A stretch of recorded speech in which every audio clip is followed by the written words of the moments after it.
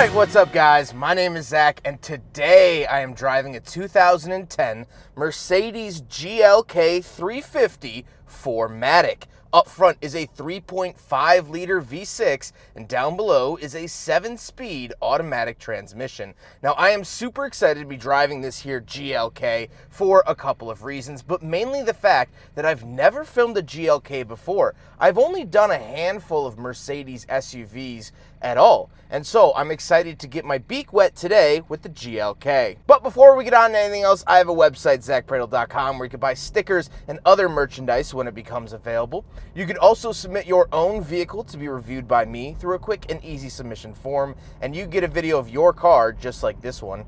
And you could read my behind the scenes blog to see what I'm filming before it comes out on the channel. But let's get back to that 3.5 liter V6 under the hood, making about 268 horsepower.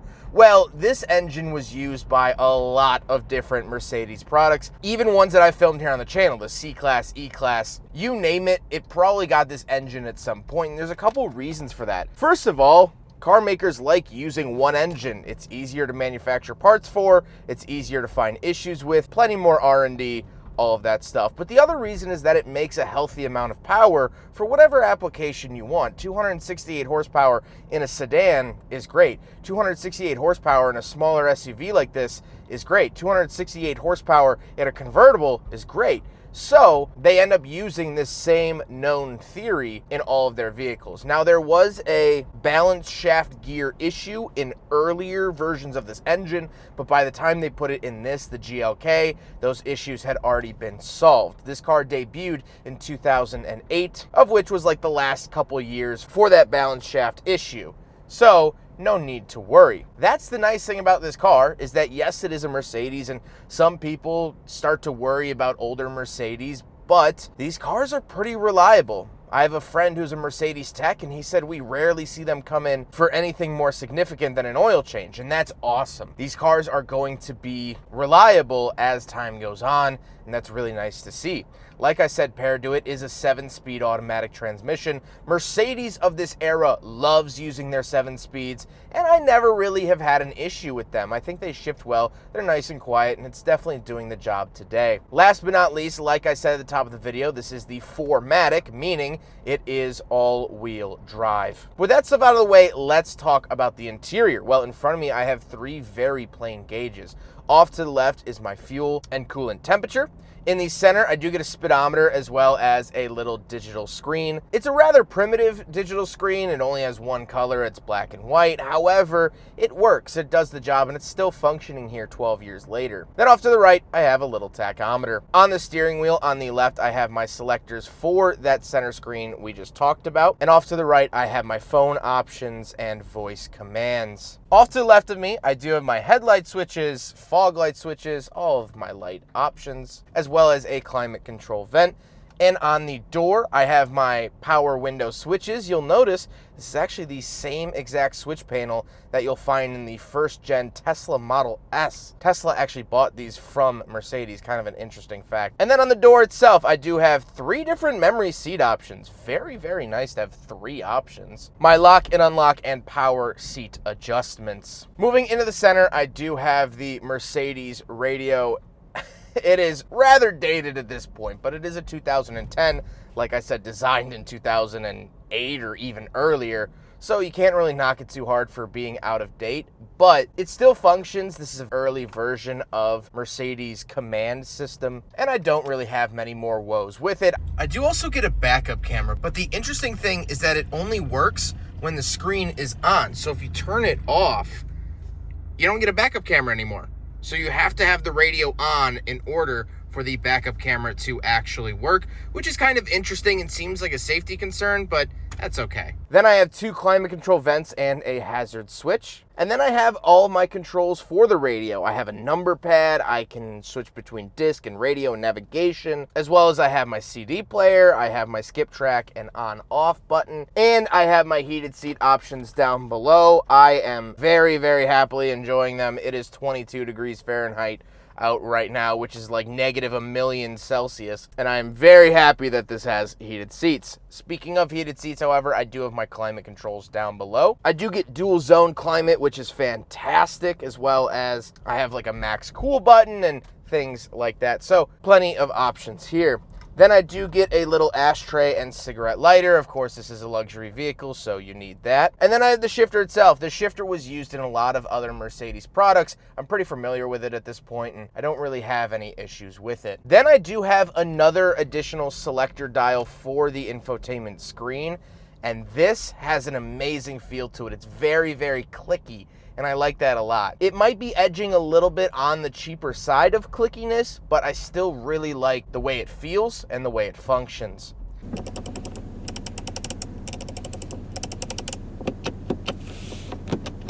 However, down below that, we do have cup holders, so we will do a big friggin' bottle test here in the 2010 GLK, and I am very happy to say that the GLK passes with flying colors the big friggin' bottle test. Not many Mercedes products do, but score 1 for the Germans. Then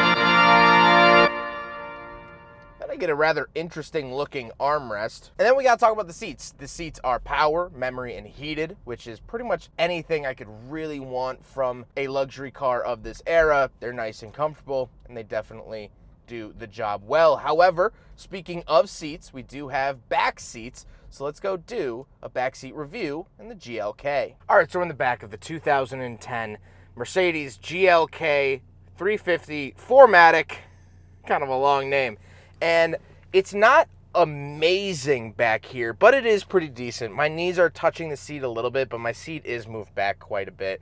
Now, this car is actually based off of the Mercedes C-Class platform.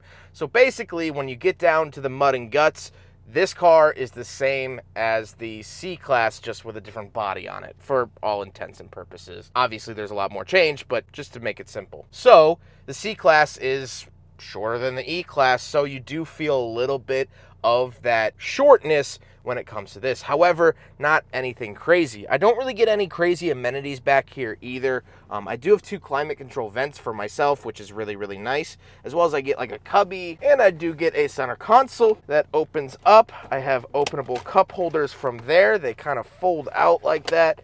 Bunch of Transformer style things in there, which is nice, but like I said, nothing too crazy or notable about the back seats, except for the fact that I also do have a second sunroof. So one over the driver and front passenger, one over here. I really like that. That is pretty nice. Let's go hop around the very back. We'll take a quick look at the trunk and cargo space, and then we'll talk about the looks. All right, so we're on the back of the GLK 350. Pop it up like that.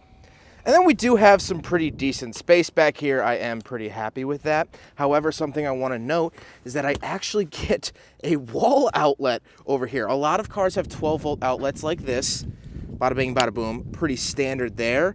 But this is actually a really, really nice feature. I can also come down here and pop this up. You get more storage down here. And then pull this up and you get your spare. So plenty of storage options in the back of the GLK, and it's really, really nice to see that. Now we gotta talk about the looks, and I could go either way with the looks. I'm not overly in love with the way it looks. I don't hate it. I would probably edge more on the side of liking it because it is a very boxy shape, and I just really like boxy cars. I like cars that defy aerodynamics. I always have, and I think I always somewhat will. And overall, I think it's a handsome SUV. I just don't think it's quite an award winner. However, with all of that being said, let's get on to my final thoughts. What do I think finally driving a 2010 Mercedes GLK 350 4matic? Well, I have a couple of thoughts. First of all, I think it is a relatively and decently luxurious car.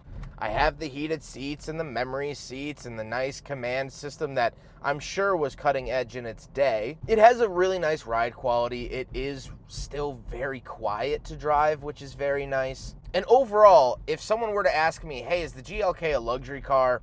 I'd say yes.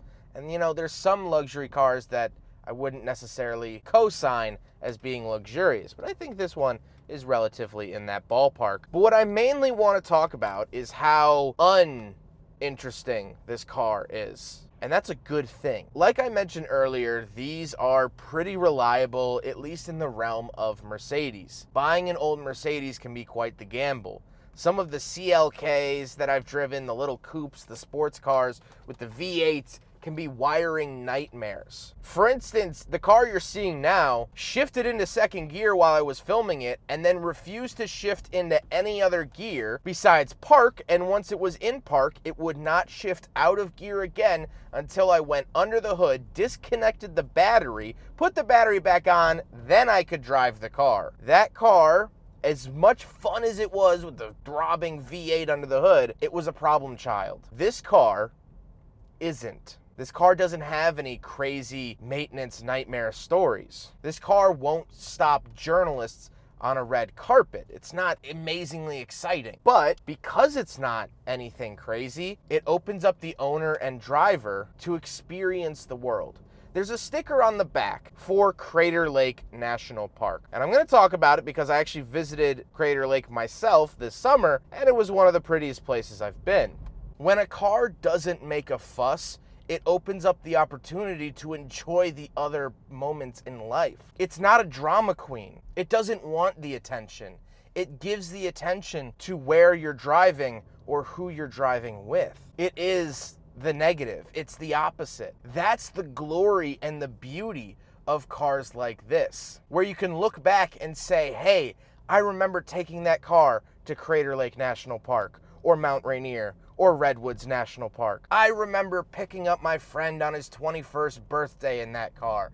I remember driving my son to school for the first day in that car. You get to have those lovely memories, where with an unreliable car, when someone asked you, oh, what do you think of owning that car? You would say, well, it broke all the time. Your main focus, your main memory would be of that car's unreliability. That doesn't happen with this car. This car is going to serve very pleasant memories of other life events, not itself. It's the perfect friend in the friend group that can accept praise and then turn it back on everyone else. It's the friend that says, oh yeah, I did get a raise, but John, I heard you got a raise too. That's so great. Congrats, man. That's what this car is. It doesn't focus on itself. It makes sure that you're comfortable with your heated seats, and I tell you what, today I am comfortable with them, and then it goes on its way. That's what I love about this car, and that's what I love about just good, reliable cars. I don't think we have enough of them in this world, and this is certainly one of them. I hope you guys enjoyed the video. Huge thank you to Kian for letting me take out his GLK and reaching out to me. He's been absolutely awesome to work with. I appreciate it because I have not driven a GLK before, and I finally get to check that off of my list. And that is all thank you to Kian. But I hope you guys enjoyed the video. Don't forget to rate the video, comment on the video, and subscribe if you really liked it. Take care, guys.